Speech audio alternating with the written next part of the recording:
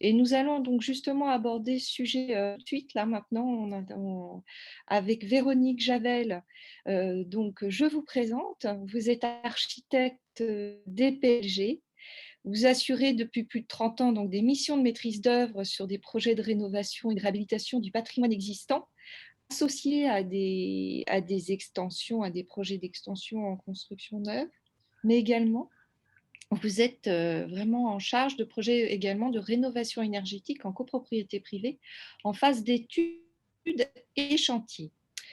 J'ajouterai également que certaines de ces réalisations ont été particulièrement remarquées. Il s'agit notamment de la rénovation de la copropriété Vouillé-Brancion, qui est dans le 14e, qui avait reçu le prix spécial du jury Coach CoPro en 2019 et le Grand Prix Rénovation durable des Green Solution Awards France de 2019. Voilà. Alors, vous souhaitez nous présenter plusieurs opérations de réhabilitation en milieu occupé en copropriété privée. Et permettez-moi juste de vous poser une question préalable. Vous y répondez quand vous pouvez, bien entendu, au cours de votre exposé. Mais je pense qu'il me semble important que l'on puisse repréciser la spécificité juridique d'une copropriété. Merci. Oui, bonjour à tous. Effectivement, nous travaillons depuis déjà une petite dizaine d'années sur beaucoup de projets en copropriété et donc dans un contexte qui est très particulier et très différent du contexte de réhabilitation des logements sociaux réalisés par les bailleurs. Euh, le, alors, j'ai pas la souris, on dit. Voilà, merci beaucoup. Euh, voilà, donc le contexte de la copropriété en quelques chiffres et très rapidement, bon, il faut rappeler quand même que le parc des logements est très important en France puisque il représente 28% des logements, ça c'est des chiffres de 2013, les derniers publiés par l'INSEE, et donc ce chiffre a probablement augmenté puisqu'il y a eu un grand nombre de logements neufs réalisés en copropriété depuis. On atteint près de 10 millions de logements, dont 50% en résidence principale, et un quart des bâtiments construits ont été construits entre 48 et 78, c'est-à-dire que ce sont des logements particulièrement énergivores et sur lesquels il faut intervenir dans les années qui viennent. Voilà, on est déjà très en retard sur ce sujet. Donc ces bâtiments abritent une très grande diversité de population au sein des copropriétés en général, et au sein d'une même copropriété, on a des très grandes différences de population dans les résidences. Et donc c'est la difficulté, une des grandes difficultés pour réaliser des programmes de travaux sur ces opérations, puisque en plus les décisions sont prises en assemblée générale. Et donc, il s'agit de monter en amont un programme de travaux qui va apporter le plus grand consensus en fait au sein de la copropriété pour remporter un vote en assemblée. Euh, voilà, donc les clés qu'on peut mettre en avant pour la réussite de ces projets, c'est écouter, analyser, comprendre, expliquer aussi beaucoup.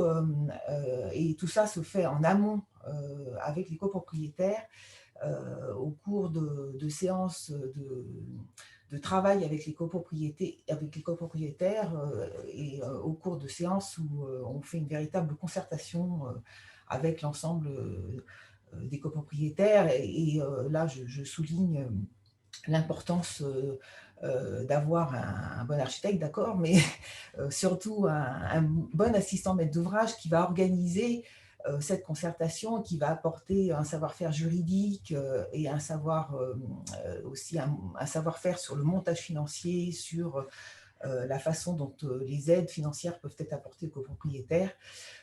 Voilà, c'est tous ces éléments de concertation qui vont qui vont d'abord aider à monter un programme qui va remporter le plus grand vote, et puis ensuite qui va permettre de réaliser des travaux sur lesquels les copropriétaires vont pouvoir adhérer jusqu'au bout. Alors, les attentes des copropriétaires sont assez diverses. J'en ai mis trois sur ce slide. Euh, donc, pas forcément dans le bon ordre d'ailleurs, hein, puisque ça dépend beaucoup des résidences.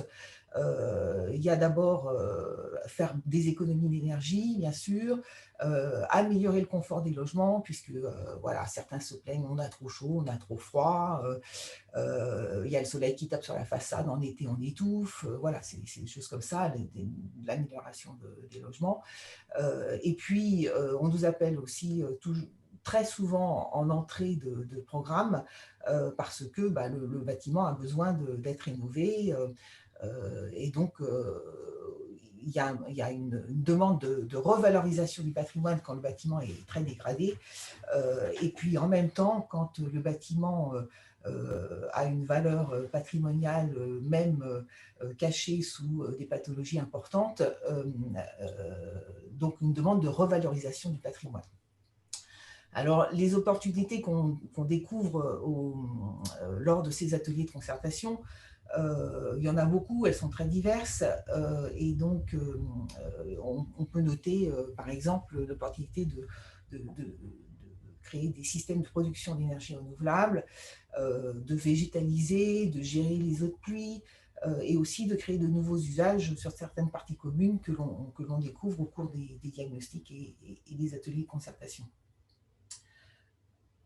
Alors, donc, je vais vous présenter trois catégories. En fait, on peut ranger, entre guillemets, les bâtiments dans trois catégories pour la réhabilitation, et je vais les illustrer avec quelques exemples. Donc, la première catégorie, ce sont les logements, enfin les bâtiments qui ont une valeur patrimoniale d'origine, même si le bâtiment est très dégradé. On voit bien qu'il n'a pas été dégradé encore plus par des réhabilitations qui auraient pu être destructives par rapport à l'architecture. Et là, un exemple d'une grande résidence à Palaiseau de 395 logements qu'on a livré en 2018 avec Rhizome qui était à EMO sur cette opération. Et donc le challenge architectural venait sur la façade les façades d'entrée qui étaient très plates et dessinées avec des fenêtres au nu extérieur des façades, et ces façades auraient été vraiment malmenées si on était venu mettre en place une isolation par l'extérieur de 14 ou 15 cm. On aurait créé des embrasures autour des fenêtres qui auraient été vraiment malvenues sur cette architecture très plate. Donc voilà, on parlait tout à l'heure de l'importance du diagnostic et de l'analyse des bâtiments en amont des opérations. Donc là, on a découvert un vide constructif de 5 cm dans les parois des façades, de ces façades, et donc on a pu injecter des billes de polystyrène graphité dans ce vide, et donc de réduire au strict minimum l'isolation complémentaire en façade. Voilà, donc ça c'est un exemple de conservation et de remise en état d'un bâti existant qui avait une belle valeur architecturale que les copropriétaires ont presque redécouvert à l'occasion de cette rénovation. Un deuxième exemple, alors lui dans une autre catégorie qui est celle de la revalorisation du patrimoine qu'on pourrait dire très ordinaire, voire médiocre parfois. Ici, un bâtiment des années 70, donc un bâtiment plutôt ordinaire avec ses balcons et ses garde-corps en altu-glace marron fumé, qui avait des pathologies très importantes parce que, inversement, il avait été très peu entretenu pendant les 20 dernières années. Et donc les pathologies sur les balcons et en toiture notamment. Et donc sur cette opération, l'opportunité a été de moderniser l'image du bâtiment. Ça, c'était une demande des copropriétaires. Et puis on avait des très grosses pathologies en toiture, donc on a décidé de changer complètement de système de couverture, et on a eu l'opportunité ici de mettre en place des panneaux solaires sur la toiture qui permettent de produire de l'électricité qui équivaut en fait à l'éclairage des parkings, des 3 niveaux de parking en sous-sol qui sont éclairés à Paris pour des raisons de sécurité 24 heures sur 24. Donc voilà un nouvel usage qui est apparu au cours de la rénovation avec la mise en place de ces panneaux photovoltaïques notamment. Un deuxième exemple, à Boulogne, sur le rond-point Rhin et Danube, donc en entrée de ville à Boulogne-Billancourt, un immeuble, lui, alors vraiment très ordinaire et très dégradé.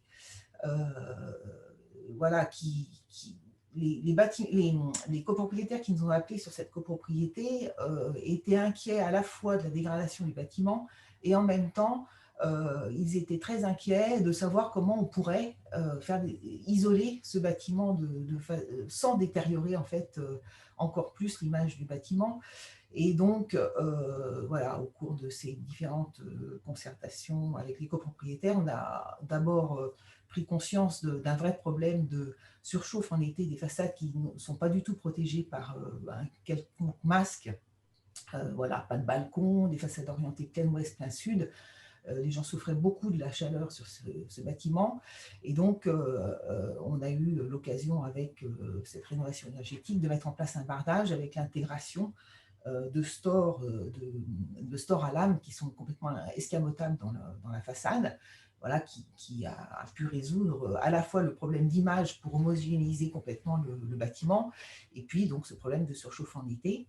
Et une autre caractéristique de ce bâtiment, c'était que l'escalier qui dessert les logements, dessert également, va jusqu'en toiture.